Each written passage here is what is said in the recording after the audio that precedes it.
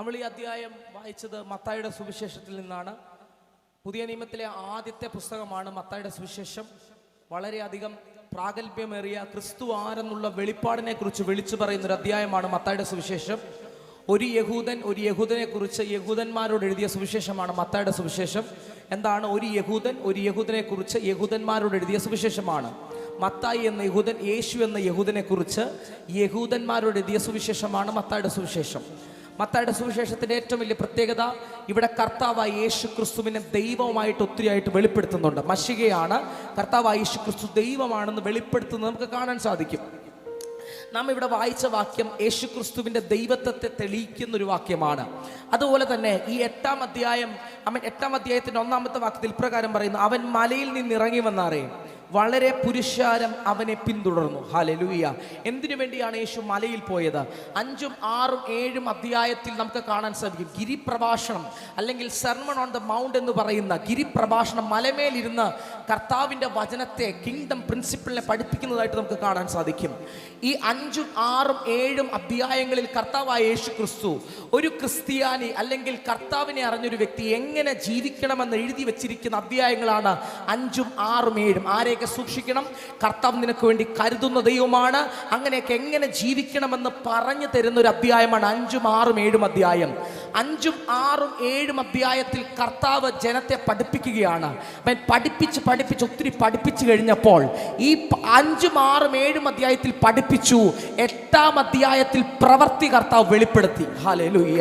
5, 6, 7 അധ്യായത്തിൽ കർത്താവ് യേശു ക്രിസ്തു വിവിധ നിലപാടുകൾ അല്ലെങ്കിൽ വിവിധ കാര്യങ്ങൾ, വിവിധ ഡിസിഷനുകൾ, എങ്ങനെ ഒരുവൻ ജീവിക്കണമെന്ന് പറഞ്ഞ് മനസ്സിലാക്കി കൊടുക്കുമ്പോൾ 8-ാം അധ്യായത്തിൽ എന്തൊക്കെ പഠിപ്പിച്ചോ അത് പഠിപ്പിക്കുക മാത്രമല്ല, അതിന്റെ ശക്തി അവിടെ വെളിപ്പെടുത്തി. ജീസസ്. 8-ാം അധ്യായത്തിന്റെ 1-ാം വാക്യത്തിൽ 1 മുതൽ 4 വരെ വായിക്കുമ്പോൾ 4 കാര്യങ്ങൾ കാണാൻ കഴിയും. 1, യേശുവിനെ കാണാം. 2, പുരുഷാരത്തെ കാണാൻ പറ്റും. 3 കുഷ്ഠരോഗിയെ കാണാൻ പറ്റും. 4, ആരാധന കാണാൻ പറ്റും. ഒന്നുകൂടെ ഞാൻ പറയാം. യേശുവിനെ കാണാം, പുരുഷാരത്തെ കാണാം, കുഷ്ഠരോഗിയെ കാണാം, ആരാധനയെ കാണാം. 4 കാര്യങ്ങൾ അവിടെ കാണാൻ സാധിക്കും. 1-ാമത്തെ കാര്യം പറയുകയാണ്, അവൻ മലയിൽ നിന്ന് ഇറങ്ങി വന്നാറേ വളരെ പുരുഷാരം അവനെ പിന്തുടർന്നു. നിങ്ങൾ മനസ്സിലൊന്ന് ചിന്തിച്ചേ. പുരുഷാരം നിറഞ്ഞു നിൽക്കുകയാണ്. ഈ മലയുടെ താഴ്വാരത്തിൽ പുരുഷാരം യേശുവിനെ കാണാൻ തിക്കിത്തിരിക്കുകയാണ്. ആ സമയത്താണ് ഒരു കുഷ്ഠരോഗി യേശുവിൻ്റെ അടുക്കൽ വന്നത്. ഹല്ലേലൂയ. നിങ്ങൾക്കറിയാമോ, ഒരിക്കലും ഒരു കുഷ്ഠരോഗി പുരുഷാരം ഉള്ളിടത്ത് വരത്തില്ല. സാഹചര്യം അനുകൂലമല്ല കുഷ്ഠരോഗിക്ക് വരാൻ. പക്ഷെ അവന്റെ അകത്ത് കർത്താവിനെ കാണാൻ ഒരു ആഗ്രഹമുണ്ടായപ്പോൾ പുരുഷാരം അവനൊരു വിഷയമല്ല. അവൻ കർത്താവിനെ കാണാൻ തീരുമാനിച്ചു. ഹല്ലേലൂയ.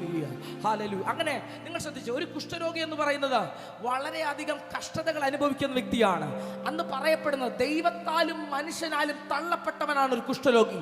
അവൻ ദൈവത്തിന്റെ മുമ്പിലും കുറ്റക്കാരനാണ്, മനുഷ്യന്റെ മുൻപിലും കുറ്റക്കാരനാണ്. അവൻ വീട്ടുകാരാൽ കൂട്ടുകാരാൽ തള്ളപ്പെട്ടവനാണ്. വീട്ടുകാർക്കും വേണ്ട, കൂട്ടുകാർക്കും വേണ്ട, നാട്ടുകാർക്കും വേണ്ട, ഒരു ഗ്യാങ്ങിനും അവന് വേണ്ട. അവന് വീടുണ്ട്, പക്ഷെ വീട്ടിൽ താമസിക്കാൻ പറ്റത്തില്ല. പാളയത്തിന് പുറത്താ താമസിക്കുന്നത്. പക്ഷെ അവന്റെ അകത്തൊരു വിശ്വാസം വ്യാപരിച്ചു. ഇന്ന് എനിക്ക് യേശുവിനെ ഒന്ന് കാണണം. ജീസസ്. എത്ര പേർ വിശ്വസിക്കുന്നു, കർത്താവ് എനിക്ക് നിന്നെ ഒന്ന് കാണണം, നിന്റെ സാന്നിധ്യം ഒന്ന് അനുഭവിക്കണം, നിന്റെ പ്രസൻസിനെ ഒന്ന് എനിക്ക് സെൻസ് ചെയ്യണം. കർത്താവെ, ചർച്ചിൽ വന്നു പോയി എന്നുള്ള അപ്പുറമായിട്ട് കർത്താവെ, എനിക്ക് നീയുമായിട്ടൊരു ബന്ധം വേണമെന്ന് ആഗ്രഹിക്കുന്ന എത്ര പേരുണ്ട്? അങ്ങനെയുള്ളവരെ നിറയ്ക്കാൻ കഴിയുന്ന കർത്താവുണ്ട്. അങ്ങനെയുള്ളവരെ നിറയ്ക്കുന്ന ദൈവ സാന്നിധ്യമുണ്ട്. ഇന്ന് പകൽക്കാലം, ഇന്ന് രാത്രികാലം അങ്ങനെ വിശ്വസിക്കുന്ന ആരെങ്കിലും ഉണ്ടെങ്കിൽ നിന്റെ വീടിനകത്ത് ദൈവ സാന്നിധ്യം എന്ന് ചലിച്ചു തുടങ്ങും. നിന്റെ അസ്ഥികൾ ജീവിക്കത്തില്ലെന്ന് പറയുന്ന സാഹചര്യത്തിൽ നിന്റെ അസ്ഥികളെ ജീവിപ്പിക്കാൻ ദൈവത്തിന് കഴിയും. മലയിൽ നിന്ന് ഇറങ്ങി വന്നപ്പോൾ ഒത്തിരി ആൾക്കാരുണ്ട്, ഒത്തിരി ആവശ്യക്കാരുണ്ട്, അത്ഭുതം വേണ്ടവരുണ്ട്, അടയാളങ്ങൾ കാണേണ്ടവരുണ്ട്. പക്ഷേ യേശുവിനെ കാണാൻ കുഷ്ഠരോഗിയുടെ അകത്ത് ഭയങ്കര ആഗ്രഹം. കാരണം ഇവന് വീട്ടിൽ കയറാൻ പറ്റത്തില്ല. വീട്ടുകാർക്ക് അവനെ വേണ്ട, നാട്ടുകാർക്ക് അവനെ വേണ്ട, കൂട്ടുകാർക്ക് അവനെ വേണ്ട. പക്ഷെ ഇന്നലകളിൽ അവന് വീട്ടുകാരുണ്ടായിരുന്നു, ഇന്നലകളിൽ അവന് കൂട്ടുകാരുണ്ടായിരുന്നു. പക്ഷെ സാഹചര്യം മാറിയപ്പോൾ കൂട്ടുകാർക്ക് അവനെ വേണ്ട. ഹല്ലേലൂയ. നിന്റെ സാഹചര്യം മാറുമ്പോൾ നിന്നെ വിട്ടുപോകുന്ന ആൾക്കാരുണ്ട്. പക്ഷെ ഏത് സാഹചര്യത്തിലും നിന്റെ കൂടെ ചലിക്കുന്ന ദൈവ സാന്നിധ്യമുണ്ട്. ഓ ശബല റഥുന റിഗസിയാർത്തന. സാഹചര്യം മാറുമ്പോൾ മനുഷ്യൻ മാറും. പക്ഷെ ഏത് കൂരിരുൾ താഴ്വരെ കൂടെ നീ നടന്നാലും ഒരനർത്ഥവും നീ ഭയപ്പെടത്തില്ല. കാരണം എന്റെ സാന്നിധ്യം നിന്നോട് കൂടെയുണ്ട്. ഓ എത്ര പേർ വിശ്വസിക്കുന്നു, എത്ര പേർ വിശ്വസിക്കുന്നു? ഹല്ലേലൂയ. ദൈവ സാന്നിധ്യം കൂടെ ഉണ്ടെങ്കിൽ ഭയപ്പെടരുത് കേട്ടോ. ഭയപ്പെടേണ്ട, ഞാൻ നിന്നോട് കൂടെ ഉണ്ട്. ഭ്രമിച്ചു നോക്കേണ്ട, ഞാൻ നിന്റെ ദൈവമാകുന്നു. കർത്താവിന്റെ സാന്നിധ്യം നമ്മുടെ കൂടെയുള്ള കാലത്തോളം ഭയപ്പെടേണ്ടി വരത്തില്ല. ഹല്ലേലൂയ. അങ്ങനെ കുഷ്ഠരോഗി യേശുവിനെ കാണാൻ വേണ്ടി വന്നു. യേശുവിനെ കണ്ടു, നമസ്കരിച്ചു എന്നാണ് എഴുതിയിരിക്കുന്നത്. ഇംഗ്ലീഷിൽ ഹി വർഷിപ്പ് ജീസസ്, കർത്താവിനെ ആരാധിച്ചു എന്ന് എഴുതിയിരിക്കുന്നത്. നിങ്ങൾ നോക്കിക്കേ, ഒത്തിരി പരീശന്മാരും ഒത്തിരി ശാസ്ത്രിമാരും ഒത്തിരി അറിവുള്ളവരും ഒക്കെ ആ ദേശത്തുള്ളപ്പോ അവരാരും യേശുവിന്റെ ദൈവത്വത്തെ മനസ്സിലാക്കാതെ ആരാധിക്കാതിരിക്കുമ്പോൾ ആർക്കും വേണ്ടാത്ത കുഷ്ഠരോഗിയുടെ അകത്തൊരു വെളിപ്പാടുണ്ടായി. ഇവനാണ് പാപത്തെ ചുമക്കുന്ന ദൈവത്തിന്റെ കുഞ്ഞാട്. അവൻ ആ പുരുഷാരത്തെ നോക്കാതെ, അവന്റെ സാഹചര്യം നോക്കാതെ ആരാധിക്കാൻ തയ്യാറായപ്പോൾ ആർക്കും വിടുവിക്കാൻ പറ്റാത്തതുപോലുള്ള അവന്റെ വിഷയത്തിനകത്ത് ദൈവകരം ഇറങ്ങി ചലിച്ചെങ്കിൽ ഇന്ന് നീ ആരാധിക്കാനും പ്രാർത്ഥിക്കാനും സാഹചര്യം നോക്കാതെ ആരാധിക്കാൻ തയ്യാറാണെങ്കിൽ ദൈവം നിനക്ക് വേണ്ടി കരം ചലിപ്പിക്കും.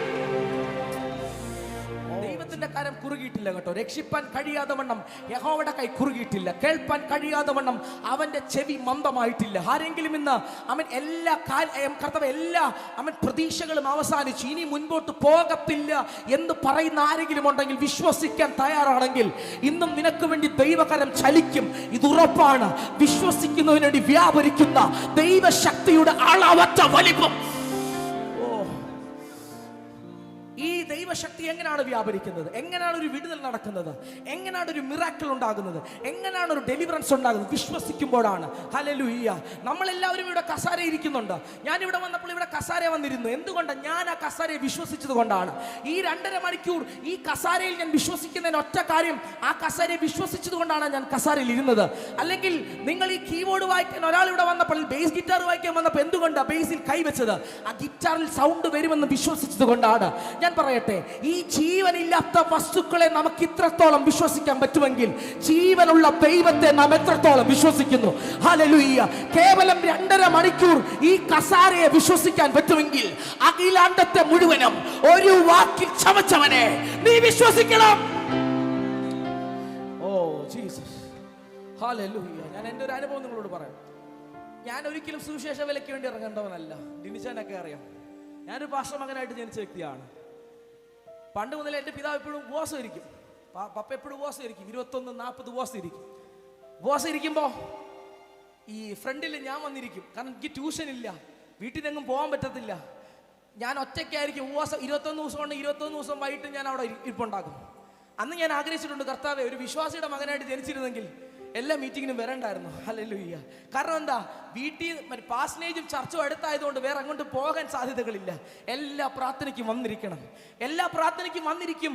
ഈ പ്രാർത്ഥനയ്ക്കൊക്കെ വരുമ്പോൾ പ്രാർത്ഥനയ്ക്ക് എങ്ങനെയും ഹാൻഡിൽ ചെയ്യാം. പക്ഷേ അന്ന് ഏതെങ്കിലും പ്രവാചകൻ വന്നിട്ടുണ്ടെങ്കിൽ എൻ്റെ തലേ കൈ വെച്ച് ദൂത് പറയും. അത് സഹിക്കാൻ പറ്റത്തില്ല. പറയുന്ന ദൂത് നീ കർത്താവിൻ്റെ വേലക്കാരനാണ്. ഹല്ലേലൂയ. ഇവരെല്ലാം പറയുന്ന ദൂത് നീ കർത്താവിൻ്റെ വേലക്കാരനാകും. ഈ ദൂത് പറഞ്ഞു കഴിയുമ്പോൾ വീട്ടിൽ വന്ന് ഞാൻ പറയും, ജീവനുണ്ടെങ്കിൽ സുവിശേഷ വേലയ്ക്ക് വേണ്ടി ഇറങ്ങത്തില്ല. എനിക്ക് 2 സിസ്റ്റേഴ്സാണ്. അപ്പൊ ഞാൻ ചിന്തിക്കും, കർത്താവ്, ഇവരോടൊന്നും ആർക്കും ദൂതും പറയണ്ട, ഈ എന്നെ എന്തിനെങ്ങനെ കിടന്ന് കഷ്ടപ്പെടുത്തുന്നത്? ഹല്ലേലൂയ.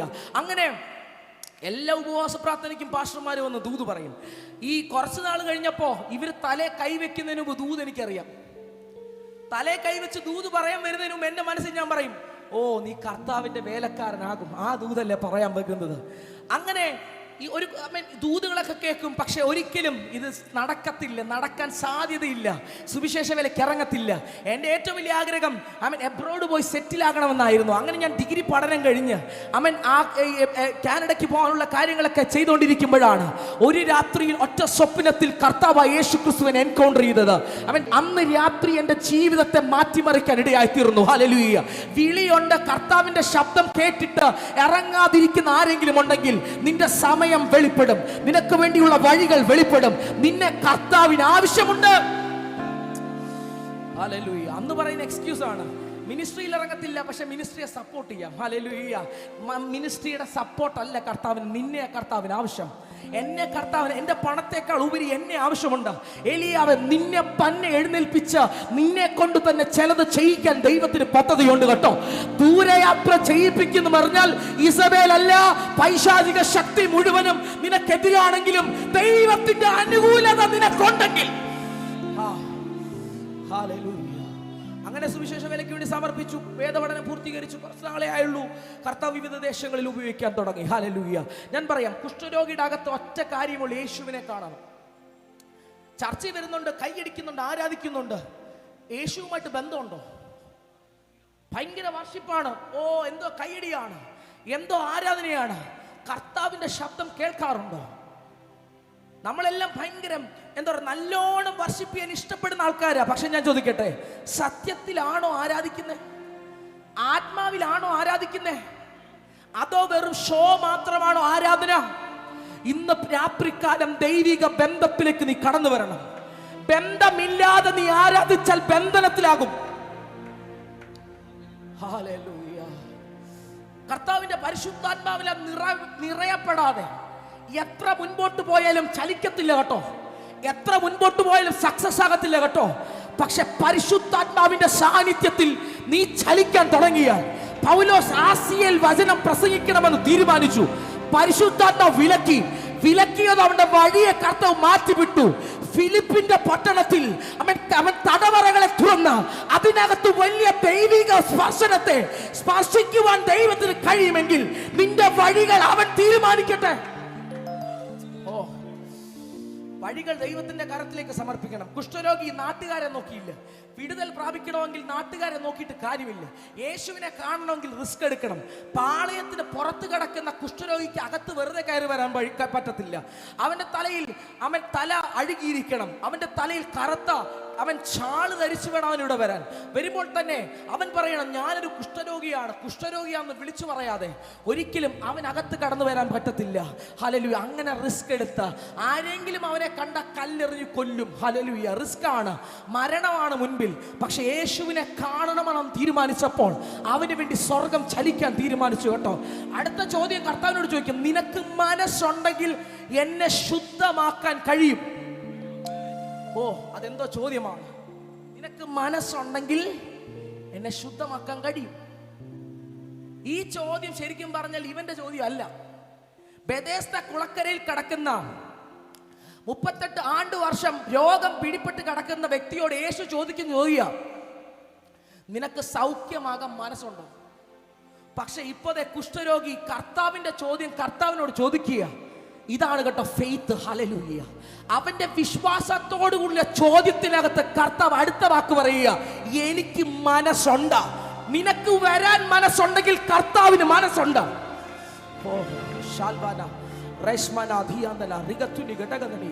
യേശുവിന്റെ നാമത്തിൽ വിടുതൽ പ്രാപിക്കാൻ ആഗ്രഹമുണ്ടോ?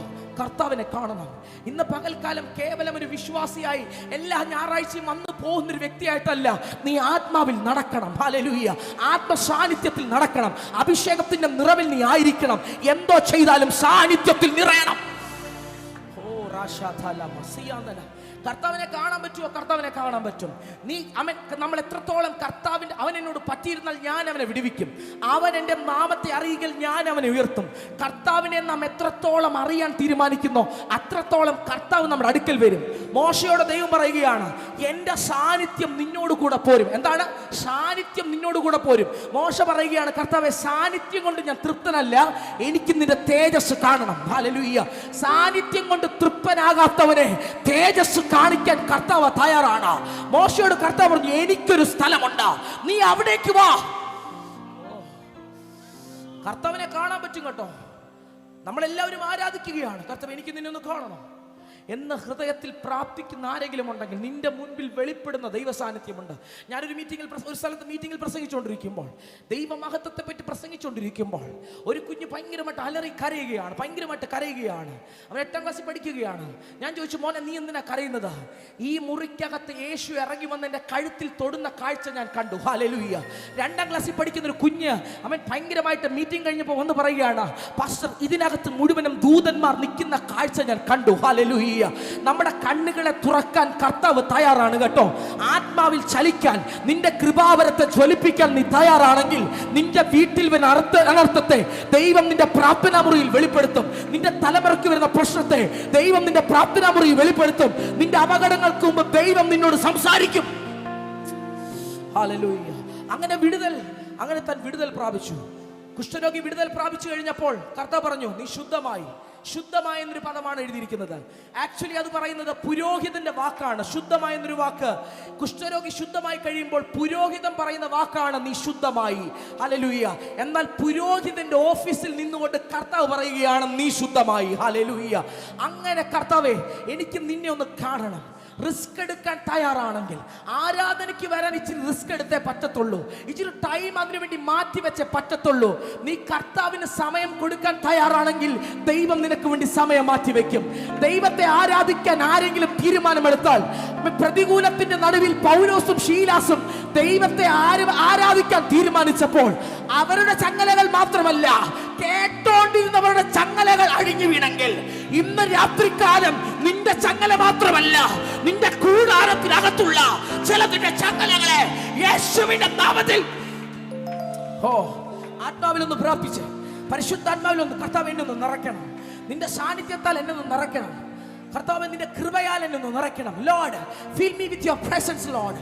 കർത്താവിന്റെ സാന്നിധ്യം എനിക്ക് ആവശ്യമാണെന്ന് പറയുന്ന ആരെങ്കിലും ഉണ്ടെങ്കിൽ അവൻ നിന്നെ ഇന്ന് കർത്താവ് നിറയ്ക്കാൻ പോകുകയാണ്.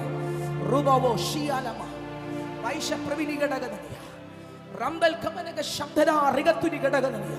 യേശുവിന്റെ നാമത്തിൽ ആത്മാവിലൊന്ന് പ്രാർത്ഥിച്ച്, യേശുവിന്റെ നാമത്തിൽ ദൈവകരം നിനക്ക് വേണ്ടി ചലിക്കുകയാണ് കേട്ടോ. ഇന്നലെ വരെ കണ്ടതുപോലല്ല. അബ്രഹാമേ, നിനക്ക് പ്രായമാണ്, ഇനി കുഞ്ഞുണ്ടാകാൻ സാധ്യതകളില്ല. പക്ഷെ നിർജീവത്വത്തെ ജീവനുള്ളതാക്കി മാറ്റാൻ ദൈവത്തിന് സെക്കൻഡുകൾ മതി കേട്ടോ. യുവാക്കൾ, നിങ്ങൾ കത്തണം. നിങ്ങൾ ലോകത്തിന്റെ വെളിച്ചമാകുന്നു, നിങ്ങൾ ലോകത്തിന്റെ ഉപ്പാകുന്നു.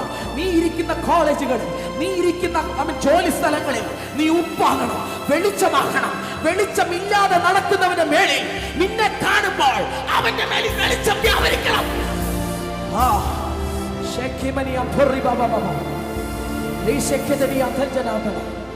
വൈശപ്രവിനി ഘടകന